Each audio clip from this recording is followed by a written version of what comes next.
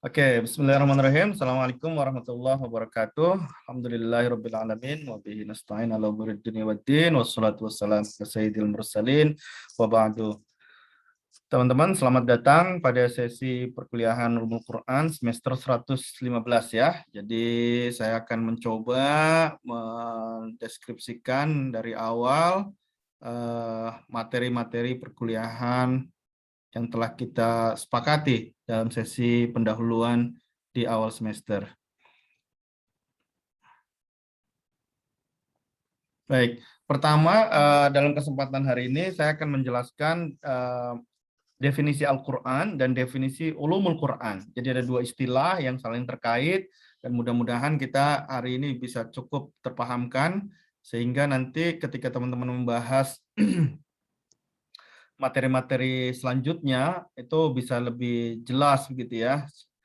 Nah, definisi Al-Quran ini, cara memahaminya bisa kita bagi menjadi dua bagian. Yang pertama dari aspek kebahasaan dan yang kedua dari aspek istilah, gitu ya. Secara aspek kebahasaan, kata Al-Quran berasal dari bahasa Arab, qara'a yaqra'u Qur'anan, begitu kan ya. Nah, artinya dalam bahasa Indonesia itu bacaan. Atau ada juga yang mendefinisikan, mengartikan sebagai sesuatu yang dibaca secara berulang-ulang. Nah, definisi secara kebahasan ini memang definisi yang sangat real. Pertama, Al-Quran itu bentuknya adalah tulisan, gitu ya. Bahkan dari sejak zaman Nabi Muhammad SAW masih hidup pun, Al-Quran ketika diwahyukan itu segera dituliskan, begitu. Dan kemudian definisi yang kedua, sesuatu yang dibaca berulang-ulang merupakan juga sebuah fakta. Karena di dalam Islam, Al-Quran adalah sebuah petunjuk yang secara rutin begitu ya, dibaca karena juga memiliki nilai ibadah di dalamnya. Jadi ini adalah definisi kebahasaan yang tampaknya juga berbasis data faktual historis sejarah dari apa yang biasa dilakukan oleh umat Islam. Sementara itu terkait dengan definisi istilah, ada beragam definisi, tetapi saya ingin mengambilkan satu definisi yang biasanya digunakan oleh kaum usul. Maksudnya adalah golongan pengkaji usulul fiqh. Ya, ini salah satu kajian lagi di dalam studi Islam yang fokus pada aspek hukum. Tetapi karena hukum itu relevansinya juga sumber-sumbernya berasal dari Al-Quran dan Al-Hadis, maka mereka pun juga memiliki definisi tertentu ya terkait dengan Al-Quran. Saya bacakan saja kutipannya. Al-Quran adalah kalamullah yang mengandung mukjizat. Jadi ini penting digarisbawahi bahwa salah satu fungsi dari Al-Quran adalah dia sebagai mukjizat begitu. Kemudian Al-Quran diturunkan kepada penutup para nabi dan rasul, yaitu Nabi Muhammad SAW, bukan kepada yang lain-lain gitu ya. Maka ini juga menjadi pembeda. Kalau ada wahyu lain yang diturunkan kepada nabi selain Nabi Muhammad, itu tidak disebut sebagai Al-Quran. Kemudian diturunkan melalui malaikat Jibril, tertulis pada mushaf begitu ya, diriwayatkan kepada kita umat Islam secara mutawatir. Mutawatir artinya adalah secara otoritatif begitu ya, diriwayatkan oleh sekelompok orang. Kalau dalam tradisi ulumul hadis itu minimal 10 begitu misalnya kan, orang yang dapat dipercaya begitu. Jadi ini betul-betul dapat dipertanggungjawabkan kesahihannya. Kemudian Al-Quran ini bernilai ibadah ketika dia dibaca. Dan dari segi struktur, dia bermula dari Quran surat Al-Fatihah dan diakhiri surat An-Nas. Jadi definisi yang ditawarkan oleh kaum usul ini tampaknya adalah definisi yang cukup komprehensif. Tidak hanya menunjukkan bagaimana aspek historisnya, bagaimana dia diturunkan gitu ya, tetapi juga sampai pada struktur Al-Quran tersebut ketika tertulis di dalam mushaf gitu. Ya, di samping tentu ada aspek ubudiyahnya, ibadahnya juga gitu ya. Jadi ini adalah salah satu definisi yang cukup komprehensif yang bisa digunakan untuk mendefinisikan Al-Qur'an. Oke. Saya lanjut dulu. Nah, terkait dengan sejarah turunnya Al-Quran, para ulama biasanya membagi menjadi 3 fase. Fase yang pertama adalah ketika Al-Quran itu turun dari Allah Subhanahu wa taala ke Lauhul Mahfuz gitu ya. Ini tergambar dalam misalnya Quran surat Al-Buruj ayat 21 sampai 22. Bal huwa Qur'anum Majid fi lauhim mahfuz. Bahkan yang didustakan mereka, orang-orang kafir itu adalah Al-Quran. Nah, Al-Quran seperti apa? Al-Quran yang mulia, yang tersimpan di dalam lauh mahfuz. Nah, dari ayat inilah kita mendapat informasi bahwa Al-Quran itu sudah tersimpan, sudah ada di lauh mahfuz. Ya. Nah, kemudian dari lauh mahfuz, Al-Quran itu turun ke Baitul Izzah. Ini pun informasinya kita dapatkan dari Quran surat Al-Qadr ayat 1. Inna anzalnahu fi lailatul qadr. Nah, kata anzalnahu, kami telah menurunkannya, nyanya itu maksudnya adalah Al-Quran pada malam kemuliaan. Nah, ini menunjukkan indikasi turunnya Al-Quran dari Lauhil Mahfuz ke Baitul Izzah gitu ya. Nah, ada juga informasi yang kita temukan di dalam hadis, unzilal Qur'ana jumlatan wahidatan ila sama'id dunya. Al-Qur'an diturunkan secara sekaligus dari ke langit dunia. Wa kana bimawaqi'in nujumi wa kana Allahu yanziluhu ala rasulihi ba'dahu fi ba'd. Dan itu seperti perpindahan bintang-bintang gitu ya. Allah kemudian menurunkan kepada Nabi Muhammad SAW sedikit demi sedikit begitu. Jadi kata-kata sedikit demi sedikit itu kemudian menggambarkan fase yang ketiga, yaitu turunnya Al-Quran dari Baitul Izzah kepada Nabi Muhammad SAW, yang juga digambarkan di dalam Quran surat Al-Isra ayat 106. Wa Qur'an wa Qur'ana faraqnahu litaqra'ahu 'alan nasi ala muksin wa nazzalnahu tanzila. Dan Al-Quran itu telah kami turunkan dengan berangsur-angsur agar kami membacanya perlahan-lahan kepada manusia dan kami menurunkannya bagian demi bagian. Jadi begitu ya. Maka diskursus tentang Al-Quran ini kita harus yakini bahwa pada awalnya Al-Quran itu sudah ada satu set lengkap, namun diturunkan secara bertahap begitu ya, dengan salah satu hikmahnya supaya kita bisa membaca Al-Quran itu secara perlahan-lahan gitu. Nah, ada beragam nama yang digunakan untuk menyebut Al-Quran selain kata Al-Quran itu sendiri tentunya. Kadang-kadang Al-Quran disebut dengan kata Al-Furqan yang menunjukkan arti pembeda. Apa maksudnya? Pembeda antara yang benar dan yang salah. Karena Al-Quran memberikan penjelasan mana yang baik, mana yang buruk. Mana hal baik yang dianjurkan, yang diperintahkan, mana hal buruk yang tidak diperbolehkan. Gitu ya. Nah, kadang juga Al-Quran disebut dengan kata zikr. Artinya ada beragam kemuliaan begitu ya di dalam Al-Qur'an itu sendiri. Kadang juga Al-Qur'an disebut dengan kata tanzil, yaitu sesuatu yang diturunkan, yang maksudnya adalah wahyu. Nah, saya kira saya ingin menambahkan kata zikr ini juga artinya pengingat karena Al-Qur'an dibaca berkali-kali begitu ya. Itu juga dalam rangka untuk apa? Untuk mengingat. Al-Qur'an itu seperti pengingat.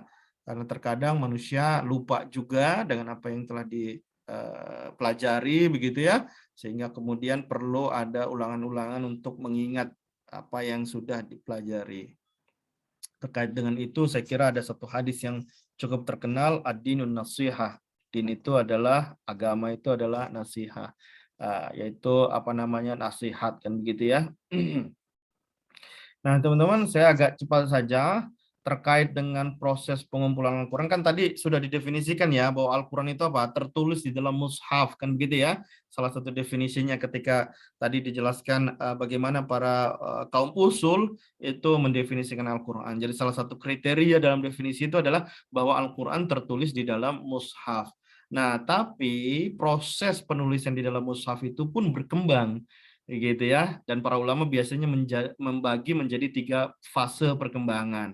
Fase yang pertama, ini kita bicara sudah mushaf ya teman-teman ya, kita bicara sudah mushaf gitu. Kalau yang tadi kan kita berbicara Al-Quran secara umum begitu ya. Nah, sekarang kita berbicara secara mushaf, artinya apa? Tulisan Al-Qur'annya begitu. Nah, fase yang pertama adalah fase ketika Nabiullah Muhammad SAW masih hidup ya. Al-Qur'an itu turun dari Allah Subhanahu wa taala melalui malaikat Jibril, disampaikan secara berangsur-angsur begitu ya. Dan biasanya Rasulullah SAW ketika menerima wahyu itu kemudian langsung memanggil para penulis yang disebut sebagai kutabul wahyi, sekretaris beliau yang nanti akan diminta untuk segera menuliskan apa yang beliau terima sebagai Al-Quran itu, sebagai wahyu itu. Kenapa kok nggak ditulis sendiri? Ya karena Rasulullah SAW adalah ummi. Beliau tidak bisa membaca dan tidak bisa menulis. Tetapi beliau bisa berkomunikasi. Begitu ya. Nah, pada masa ini Al-Quran walaupun ditulis, tetapi kecenderungannya Al-Quran lebih banyak dihafal. Ini juga terkait dengan konteks sosial di mana masyarakat Arab pada waktu itu sangat terkenal dengan hafalannya yang kuat, begitu ya, sehingga generasi Muslim awal itu cenderung dia ketika mendapatkan informasi tentang wahyu itu segera menghafal. Jadi banyak sekali penghafal Al-Quran yang disebut Al-Qurra, begitu ya, orang-orang yang dapat melafalkan Al-Quran secara baik pada masa fase pertama ini. Tetapi sudah ada mushaf, sudah ada tulisan-tulisan Al-Quran. Tapi fokusnya atau perkembangannya masih lebih banyak didominasi dengan para penghafal Al-Quran itu sendiri. Nah, tahap yang kedua adalah tahap ketika banyak dari Al-Qurra itu terbunuh di dalam perang, ya, karena pada masa Abu Bakar, pada masa pada masa Umar begitu ya. Ini kan mulai terjadi ekspansi begitu, dan banyak di antara pahlawan-pahlawan Muslim yang notabene mereka juga adalah penghafal Al-Quran itu kemudian wafat di dalam perang jihad begitu ya. Nah, itu kemudian membuat tantangan tersendiri. Karena itu maka kemudian sudah ada kebutuhan untuk mengumpulkan Al-Quran, mushaf Al-Quran yang tadinya mungkin tidak terdokumentasikan secara secara sempurna begitu, sehingga kebutuhan ini menghendaki adanya pengumpulan Al-Quran secara secara baik begitu, sehingga dapat dibaca oleh orang yang tidak hafal sekalipun begitu ya. Nah, pada waktu itu ini memang sempat ragu-ragu, namun kemudian ini akhirnya disepakati karena kebutuhan pada masa itu terkait dengan sudah semakin banyaknya sahabat yang hafal Al-Quran namun mereka meninggal begitu ya. Nah, ini dirintis pada masa Abu Bakar dan Utsman, tetapi saya kira kita sama-sama memaklumi tahapan ini kemudian betul-betul mengalami kesempurnaannya ketika pada masa Khalifah Utsman bin Affan ya. Makanya kemudian pada masa itu kita mengenal adanya proses penyempurnaan penulisan mushaf, sehingga mushaf yang kita kenal adalah mushaf Utsmani. Dalam arti ini adalah prakarsa dari Khalifah Umar itu sendiri, begitu ya. Nah, pada fase ketiga ini kita sudah bisa mengatakan bahwa tulisan Al-Quran sudah terbukukan secara baik, dapat dibawa, dapat dipelajari, dapat dibaca, begitu ya, oleh umat Islam. Dan ini kemudian banyak dimanfaatkan, bahkan belakangan nanti oleh orang-orang non-Arab itu sendiri yang bahasa aslinya bukan bahasa Arab. Nanti perkembangan selanjutnya tentu saja ada updating, misalnya ada penulisan syakel, begitu ya, ada penulisan tanda wakaf, gitu ya, dan seterusnya. Nah, teman-teman, itu tadi sekilas tentang definisi Al-Quran. Ini mudah-mudahan menjadi reminder dan juga menjadi dasar dari pembelajaran ulumul Quran itu ya. Lalu selanjutnya saya ingin membahas terkait dengan ulumul Quran atau ilmu Al-Quran. Nah, mungkin ada baiknya kita bahas ulumul Quran ini dari aspek bahasa dulu ya. Nah, dari aspek bahasa, kata ulumul Quran terdiri dari dua kata, ulum dan Quran. Kalau Al-Qur'annya tadi sudah dibahas ya, pengertiannya mudah-mudahan cukup jelas untuk kita semua.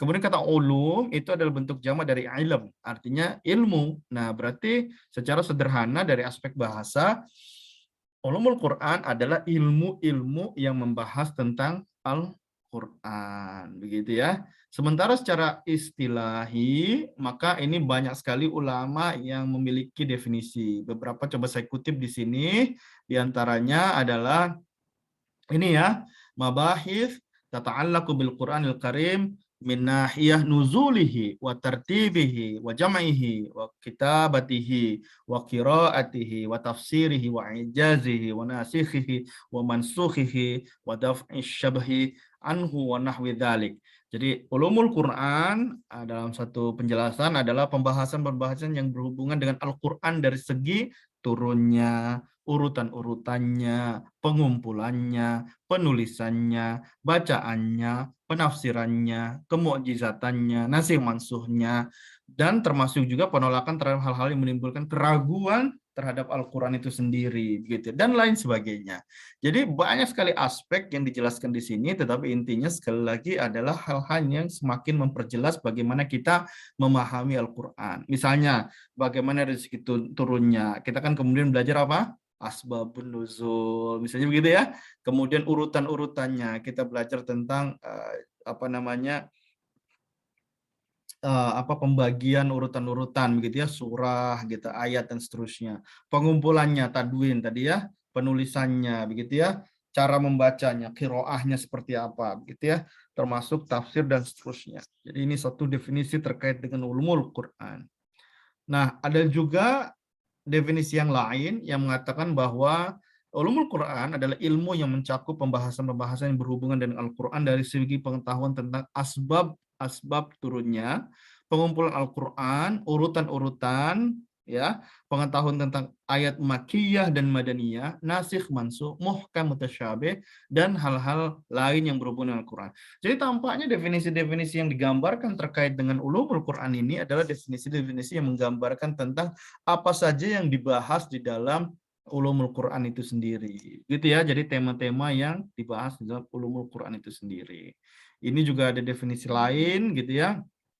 Yang dimaksud dengan ulumul Quran adalah pembahasan-pembahasan yang berhubungan dengan kitab yang mulia, maksudnya adalah Quran. Dari segi turunnya, pengumpulannya, penertibannya, pembukuannya, sebab turunnya, apakah dia surah yang makiyah atau ayat-ayat makiyah dan madaniyah, nasih mansuh, muhkam, mutasyabih, gitu ya, dan seterusnya, gitu ya. Jadi seperti itulah gambarannya. Para ulama lebih banyak mendefinisikan ulumul Quran secara istilahi itu seperti menjelaskan tema-tema atau ilmu-ilmu yang mungkin dulunya dibahas secara parsial tapi kemudian dapat dikategorikan sebagai ulumul Quran, begitu.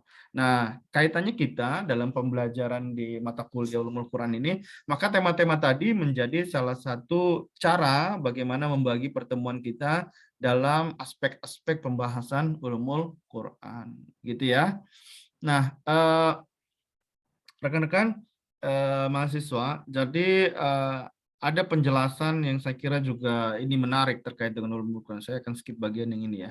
Ini ada contoh bagaimana ulama membagi ulumul Quran itu terkait dengan kata apakah Al-Qur'annya itu dianggap sebagai idhafi atau kata alam, gitu ya. Jadi kita lihat di sini ketika makna ulumul Quran itu sifatnya adalah idhofi, mudhof ilaih begitu ya. Maka ulumul Quran itu bisa terdiri dari beberapa rangkaian ilmu seperti ilmu tafsir, qiraat, ijaz dan seterusnya. Bahkan termasuk juga ilmu hukum, ilmu alam karena itu pun juga apa namanya? Membantu kita memahami Al-Qur'an gitu ya. Misalnya aspek sosiologi, aspek ekonomi itu kemudian bisa membantu kita untuk memahami Al-Qur'an. Tapi ada juga ulumul Quran ketika dia dimaknai sebagai makna adam. Maka ilmu-ilmu yang terkandung di dalamnya itu seperti ilmu tafsir, ilmu qiraat, ilmu ijaz, nasih mansuh, gharibil Quran gitu ya, ilmu lugah dan seterusnya gitu. Nah, tapi kita ingin mengambil sajalah keduanya, saya kira. Jadi walau bagaimanapun kita bisa mendefinisikan ulumul Quran itu sebagai apa? Rangkaian ilmu-ilmu yang dapat membantu kita untuk memahami Al-Quran. Karena salah satu tujuan diturunkannya Al-Quran itu adalah sebagai hidayah atau petunjuk begitu. Nah, untuk memahami petunjuknya itu seperti apa, maka kita perlu memahami perangkat ilmunya begitu ya, perangkat ilmunya begitu. Sehingga nanti kemudian kita bisa meneladani isi dari Al-Quran itu sendiri. Nah, kaitannya dengan Anda, teman-teman calon guru kan ya, insya Allah sebagian mungkin kalau tidak semuanya akan menjadi guru kan, guru PAI begitu ya. Nah, ini akan menjadi sebuah kajian yang mudah-mudahan dapat bermanfaat ketika Anda menjadi guru, karena banyak juga guru terutama yang mengajar di madrasah itu kan nanti akan mengajar mungkin ya terkait dengan Al-Quran juga begitu, ataupun ketika mengajar PAI maka di dalamnya itu ada bahasan-bahasan dari Al-Quran. Nah, dengan mempelajari ulumul Quran sekarang, harapannya Anda lebih paham nanti atau lebih jelas nanti ketika ada diskusi-diskusi terkait dengan ayat-ayat Al-Quran. Sedikit lagi, sebelum kita nanti mungkin berdiskusi, jadi terkait dengan ulumul Quran, ini kan banyak sekali begitu ya, tadi ilmu-ilmunya, dan terkesan mungkin dulunya berkembang sendiri-sendiri begitu, tetapi kemudian ulama belakangan menggabungkan ilmu-ilmu tersebut dalam kategorisasi ulumul Quran. Nah, ada pembagian cabang, ada yang kemudian dikenal sebagai ilmu riwayah, dan ada yang kemudian dikenal sebagai ilmu dirayah. Kategorinya begitu ya. Kategori yang masuk dalam ilmu-ilmu yang masuk dalam kategori ilmu riwayah adalah ilmu-ilmu yang diperoleh melalui jalur periwayatan nakal. Nakal ya, berarti apa? Dalil nakli begitu ya. Dalil apa namanya? Informasi yang kita temukan berdasarkan Al-Qur'an sendiri atau al-hadis begitu. Maka ini kita kemudian bisa mengenal ada misalnya tertib atau urutan gitu ya, urutan apa namanya surah atau ayat di dalam Al-Quran. Nah, hal-hal seperti ini sifatnya nakliyah, nggak bisa diotak-atik. Karena apa? Karena sifatnya tauqifi, karena sifatnya dia apa namanya dicontohkan atau diperintahkan atau disampaikan oleh Nabi secara langsung. Begitu juga misalnya qiraat ya, ilmu qiraah, bagaimana cara membaca Al-Quran. Nah, ini juga kan sudah dicontohkan secara langsung begitu kan. Jadi kita tidak memiliki ruang untuk apa namanya berinisiatif di sini karena sifatnya hanya menerima. Karena ilmu-ilmu ini adalah ilmu yang memang diketahui melalui jalur periwayatan. Dari kita tahunya dari guru kita tahu dari siapa, sampai kemudian itu berujung kepada Nabi Muhammad SAW sebagai Nabi dan Rasul yang paling memahami tentang Al-Quran itu sendiri. Sementara cabang ilmu ulumul Quran yang kedua dikenal sebagai ilmu dirayah. Ilmu yang kita dapatkan pengetahuan melalui pendayagunaan kemampuan pemikiran dan penalaran gitu. Jadi kita menggunakan akal begitu ya. Ya, ilmunya seperti apa? Misalnya tentang apa namanya ilmu gharibil Quran atau ijazil Quran gitu ya. Nah, itu dari mana kita tahu? Dari mana kita tahu? Dari kita mencoba untuk menggali, menganalisa begitu. Nah, tentu dalam prosesnya tetap ada faktor apa namanya rujukan Al-Quran dan Al-Hadis juga, tetapi di sini ada kesempatan kita untuk menggunakan akal, tentu tetap di backup dengan Al-Quran dan Al-Hadis gitu ya, sehingga kita kemudian bisa lebih mengetahui makna dari Al-Quran itu sendiri begitu. Nah, contoh ilmu yang lain, ilmu i'jazil Quran, ilmu nasikh mansukh, begitu itu juga masuk dalam kategori yang sifatnya adalah diroyah, gitu ya. Nah, teman-teman, ini yang tadi saya sampaikan. Jadi ilmu-ilmu tadi yang banyak itu kemudian kita coba bagi breakdown menjadi tema-tema yang nanti kita akan bahas secara sistematis di dalam mata kuliah ulumul Quran ini gitu ya. Di antaranya ini adalah materi-materi yang kita akan bahas, dan insya Allah juga di pertemuan berikutnya kita akan membahas ini gitu ya. Nah, saya kira itu yang bisa saya sampaikan untuk pengantar kita diskusi untuk tema pertama ini. Insya Allah nanti setelah ini kita akan berdiskusi, bertanya jawab untuk melengkapi pemahaman kita. Terima kasih. Nanti kita akan masuk ke sesi diskusi ya, tapi saya tutup dulu sesi presentasinya. Walafu minkum, mohon maaf apabila hal yang kurang pas begitu ya dan kurang berkenan. Wallahul muwaffiq ila aqwamit thoriq. Wassalamualaikum warahmatullahi wabarakatuh.